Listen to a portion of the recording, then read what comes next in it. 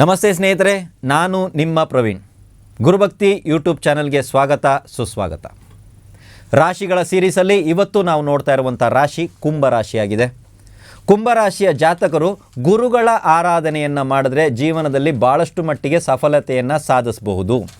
ನಾನು ಭಾಳಷ್ಟು ಸಲ ಹೇಳ್ತಾ ಇದ್ದೀನಿ, ಗುರುಗಳು ಅಂದರೆ ಯಾರು ಅಂತ ಕೇಳ್ತಾ ಇರ್ತಾರೆ. ಗುರುಗಳನ್ನ ಯಾರು ಹಿಡಿಬೇಕು ಅಂತ ಇರ್ತಾರೆ.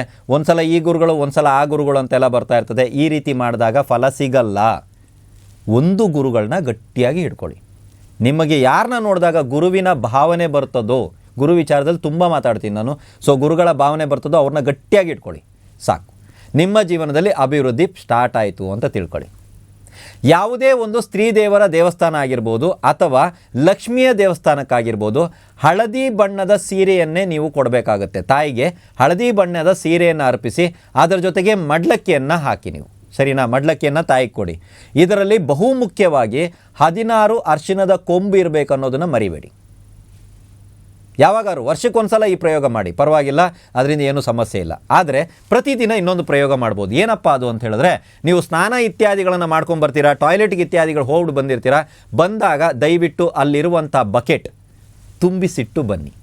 ನಿಮ್ಮ ಜೀವನದಲ್ಲಿ ಯಾವುದೇ ಕಾರಣಕ್ಕೂ ಎಲ್ಲವೂ ಅರ್ಧ ಇರಬಾರ್ದು, ಅದರಲ್ಲೂ ನೀರು ಅರ್ಧ ಇರಬಾರ್ದು. ಎಲ್ಲವನ್ನ ಪೂರ್ತಿಯಾಗಿ ತುಂಬಿಸಿ. ಇವಾಗ ಮನೆಯಲ್ಲಿ ನಾವು ಊಟಕ್ಕೆಲ್ಲ ಕೂತ್ಕೋತಾ ಇದ್ದೀವಿ, ನೀರು ತರೋ ಕೆಲಸ ಯಾರ್ದು ಅಂದರೆ ನೀವು ತಗೊಂಬಿಡಿ.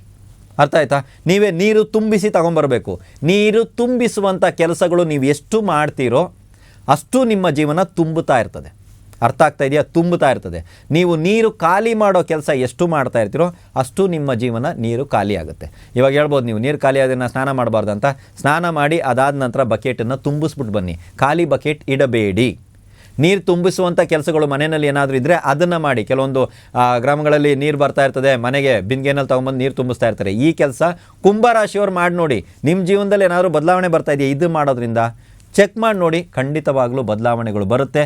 ನೀವು ಏಳಿಗೆ ಆಗ್ತೀರಾ, ಅಭಿವೃದ್ಧಿ ಹೊಂದುತ್ತೀರಾ. ಎಲ್ರಿಗೂ ಒಳ್ಳೆಯದಾಗಲಿ.